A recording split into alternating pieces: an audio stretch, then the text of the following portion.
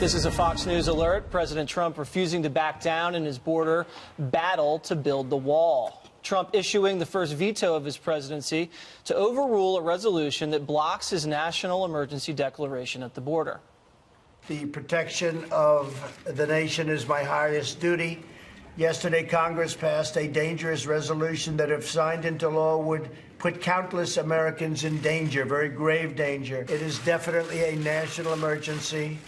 Rarely have we had such a national emergency. Therefore, to defend the safety and security of all Americans, I will be signing and issuing a formal veto of this reckless resolution. And Congress's vote to deny the crisis on the southern border is a vote against reality. It's against reality. It is a tremendous national emergency. It is a tremendous crisis. People hate the word invasion, but that's what it is. It's an invasion of drugs and criminals and people. Congress has the freedom to pass this resolution, and I have the duty to veto it, and I'm very proud to veto it. So, Mr. Gutfeld, I watched this press conference in full, and I think he stole one of your lines. What did he say? He said they were border deniers. Ooh. And then even reality deniers, I think. What do you think? You think he's watching the 5?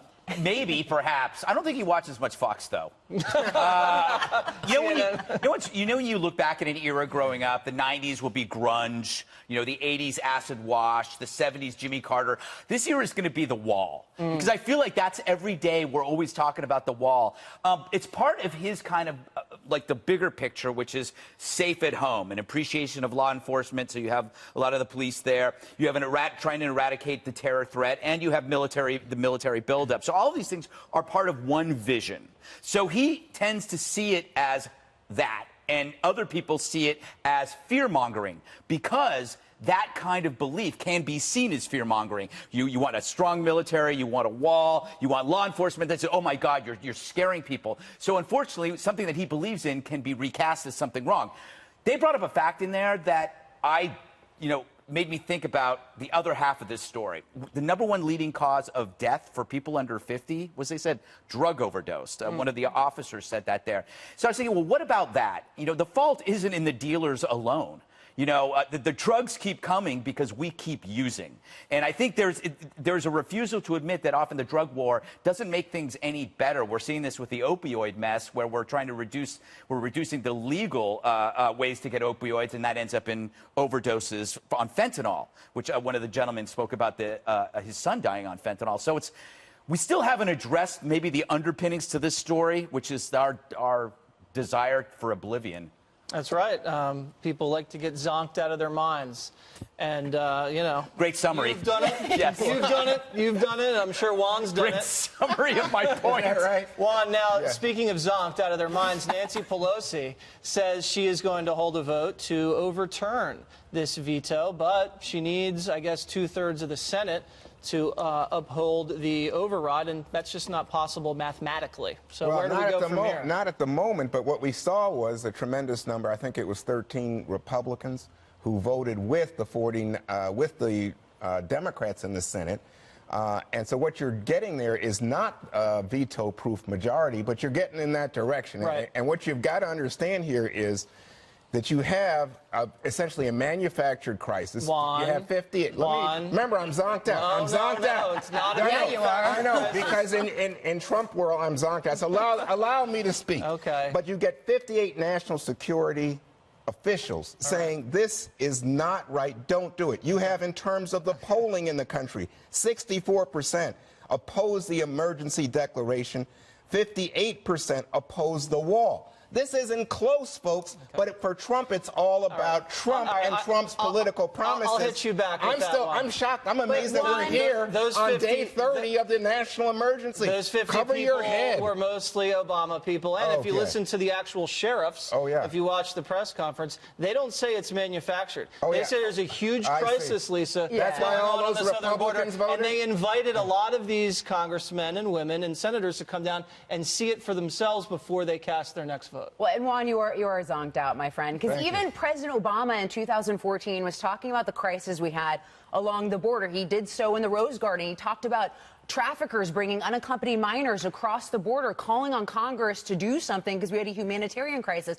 That humanitarian crisis remains today. There's been 260,000 illegal immigrants apprehended at the border, 90% since October, a 90% increase from last year. ICE is giving pregnancy tests to young girls over the age of 10 because of the amount of rapes and sexual assaults that are experienced along the journey. So, of course, we have a humanitarian crisis. The question is a national emergency the way to solve it? I don't know. But the point being is that what we're seeing right now is everyone exercising their authority under the National Emergencies Act. President Trump has broad authority to declare a national emergency under the act. Congress also gave themselves the authority to try to rescind that national emergency. President Trump has the authority to then veto, and then Congress can try to find the votes, 2/3 in the House and Senate, to override it. So essentially, everyone is exercising the authority that they have under the act. What you just said, though, this is not the caravan. This is not like someone invading our country, Lisa. We have a humanitarian. But you saw the caravan and called it a crisis first off, Juan. You were the first person. Yeah, I don't look. I worry about those folks, but that's so different than talking about an invasion where you send troops and you declare national. People die no matter what you call it. People die. By the way, never has any national emergency been declared to get around the fact that Congress won't fund. This is an exceptional. Well, then why did they write the act that way, Juan? I mean, did Congress write an unconstitutional act? I mean, no. They said it's never been done. Is all I'm saying. Let's get Dagan in here. Dagan. I don't see how this plays out in any other way that it gets just tied up in the courts. Yeah, it is. It will get tied up in the courts. I think that there were 4 additional states that signed on to this lawsuit challenging the emergency order, bringing it to 20. You could get an emergency injunction that stops this in its tracks for the time being. But listen, Juan doesn't recognize what's going on here with the Republicans because they're not being hypocritical, unlike the Democrats, unlike Chuck Schumer and Nancy Pelosi, who basically just sat back and let President Obama violate the separation of powers. Let's go through the list. As the Wall Street Journal editorial board wrote, a blank check on recess appointments, environmental and financial regulations, Obamacare spending without appropriations, work permits for illegal immigrants, and more, all rebuked by the court system. So that's why why at least the Republicans who voted against the president are voting based on their concern that the Democrats will then turn around and abuse. Well, that's my point to you. So that what you're saying is he shouldn't be doing. Well, where were you guys when Obama was doing this over and over again? Nobody's ever, including Obama, ever said, I'm going around the Constitution. No, Juan, because guess what? The Congress has funding power. What do you think happened with DACA, Juan? President Obama actually... That was not about funding. It was a massive overreach with DACA and DAPA, and DACA got stopped by the courts because it was a constitutional overreach. It wasn't about the Constitution and by the funding. way, you know why President Trump, at least so far, doesn't seem to be annoyed with these Republicans? Because he isn't calling them names on Twitter yet. Maybe Mitt Romney deserves it for that stupid op-ed and blowing out the birthday candles individually. You know, he mentioned that, actually. He goes, if I wanted to pressure him, I would have brought the pressure. He goes, I didn't need it because we had the votes. But if they want to see pressure, they'll know what pressure is. The only reason why we're here is that the Democrats can't admit that they want what Trump wants because they can't admit that they agree with him. We're all talking about the same thing. We want an enforced border, but they can't admit it because that means Trump's right. That's all this is about. It's petty political team sports. I'm glad you said that because I think Democrats do want it, but I think for the longest time what you hear from Republicans, Democrats don't. But you're right, Greg. Thank you. And we have a history here, a history of Democrats funding this kind of stuff. I'm not so sure the Democrats Trump really has made it want about him and his political promise. But the Democrats have made it about him as well. All right. Let's face it. They've made it about him. He is a large character, Juan, so it's hard not to. Wait, it was his campaign promise. They have yes, and so they've made it about him. Well, no, he said they can't give it to him because guess what? Republicans in the first 2 years didn't do this, did they? Yeah, because they needed more votes in the Senate.